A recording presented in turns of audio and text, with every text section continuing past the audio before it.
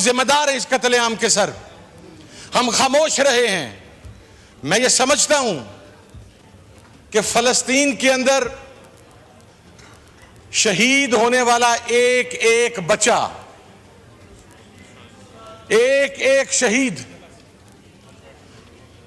खुदा की कसम सर, हमारे पूरे आलमे इस्लाम की जितने जर्नैल हैं उनके सीनों पर लगे हुए तमगे, उनके शोल्डर्स पर लगे हुए स्टार्स, उस शहीद के कदमों की खाक उन स्टार्स और उनसे ज्यादा है सर। और मैं कोई सियासी बात नहीं कर रहा, मैंने हल्फन ये बात कही सर। ये मेरा नहीं, हम पूरे कौम का गम है। और हम क्या कर रहे हैं सर? सर, इस रेड जोन की तकदीस किबला अव्वल के शहीद से ज्यादा नहीं है सर। अगर कुछ पाकिस्तानी यहां पर प्रोटेस्ट करके पीसफुल आवाज उठाना चाहते हैं, उनके ऊपर लाठीचार्ज हमारी समझ से बाला है सर, हमारी समझ से बाला है सर। सर, मैंने हल्फन यह बात कही है जनाब स्पीकर, आपसे मुखातिब होकर कि मैंने हल्फन यह बात कही, मैं सियासत नहीं कर रहा सर। अगर कोई भी करेगा तो मैं उस पर सर, मुझे कहेंगे मैं लाख मर्तबा लानत भेजता हूं, अगर मेरी हुकूमत भी करेगी तो मैं भेजूंगा सर। लेकिन सर, इसका सवाल किसी से तो लिया जाना है कि PSL के मैच में आप फलस्तीन का झंडा ना उठा सकें, आपकी गाड़ी के ऊपर फलस्तीन का झंडा हो तो वह सिक्योरिटी जोन में ना दाखिल हो सके, वहां पर बच्चे कट गए, लाशें गिर गईं। चाहिए तो यह था कि हमारी रियासत तमाम स्टेक होल्डर्स को इकट्ठा करके को मौकफ इख्तियार करती, और हम छोटे छोटे ममालिक को रिलीफ देने के चक्कर में पड़े हुए हैं सर। मैं उस APC का भी सर मैं जवाब दे देता हूं। APC के अंदर जब आप तमाम लोगों को अक्रॉस द बोर्ड बुलाएंगे तो फलस्तीन के ऊपर हर एक आएगा सर। लेकिन अगर जाती नापसंद और पसंद की बुनियाद पर बुलाएंगे कि कोई वहां पर क्रिटिसाइज करता है, मुझे सर एक हमारी रियासत का ऑफिशियल मौकफ, ये जो ताजा मैसेकर हुआ है उसके ऊपर क्या है सर? अभी तक खामोश है सर।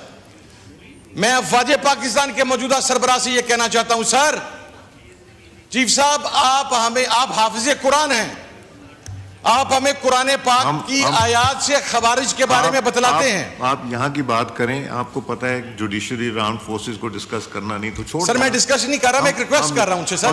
दूसरा सर, मैं रिक्वेस्ट कर रहा हूं। दूसरा, मैं आपको एक और बात बता दूं, कोई मनपसंद लोगों को उसमें जो सिक्योरिटी कॉन्फ्रेंस उसमें नहीं बुलाया था। लिस्टें आप लोगों ने अपनी दी थी, हर जमात ने अपनी लिस्टें खुद दी थी, किसी को इम्पोज नहीं की के इजलास में।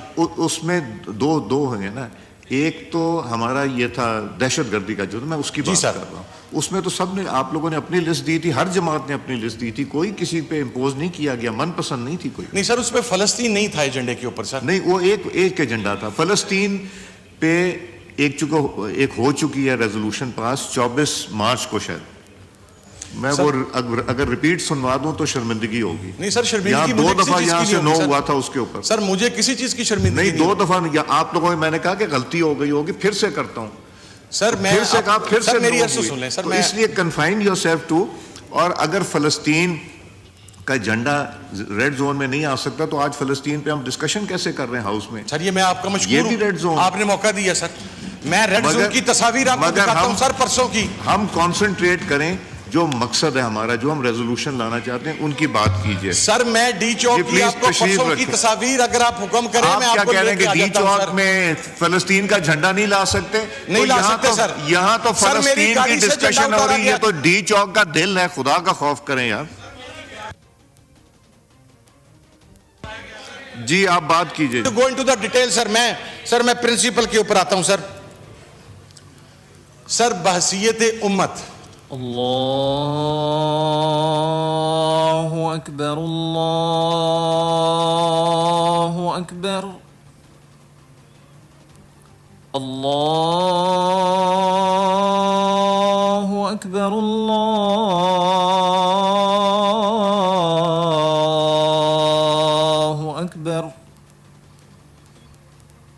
أشهد أن لا إله إلا الله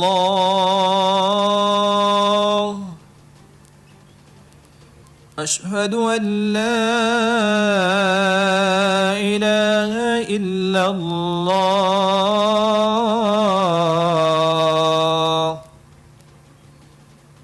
أشهد أن محمدًا رسول الله أشهد أن محمدًا رسول الله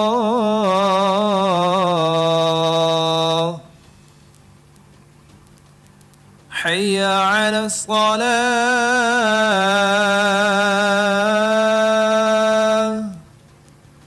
حي على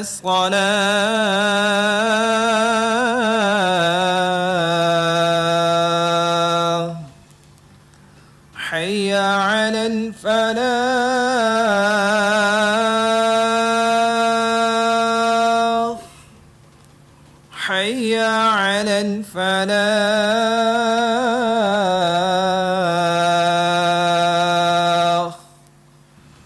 الله أكبر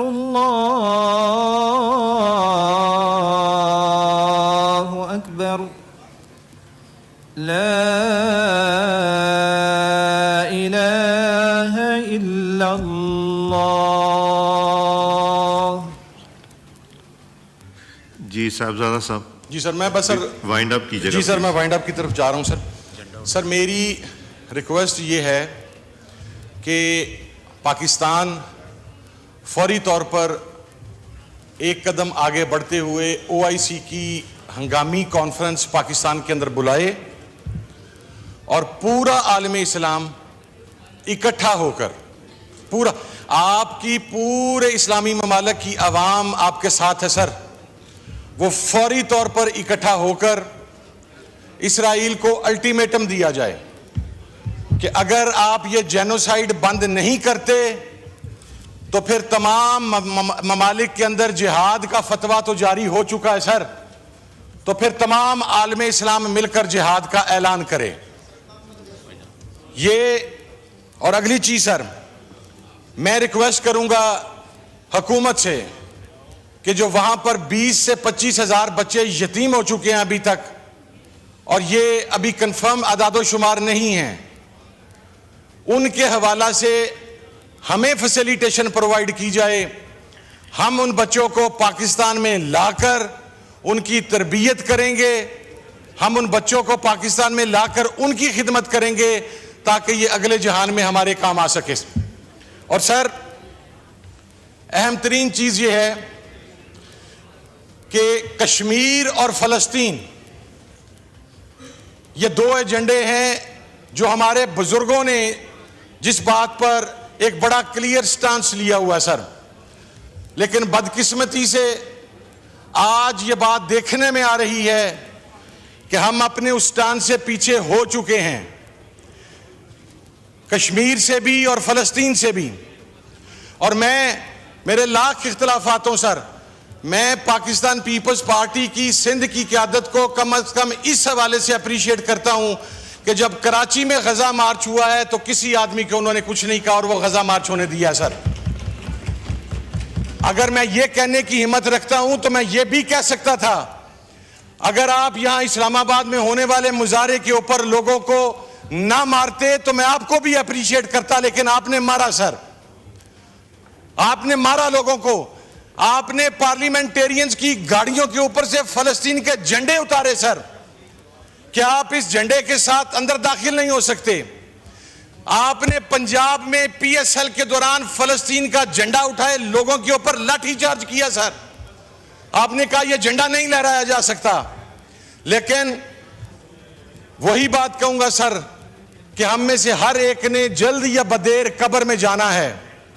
हमसे सवाल पूछा जाना है कि जब कत्ले आम हो रहा था, जब बर्बरियत जारी थी, तो तुम लोग कहां पर थे और तुमने क्या आवाज बुलंद की?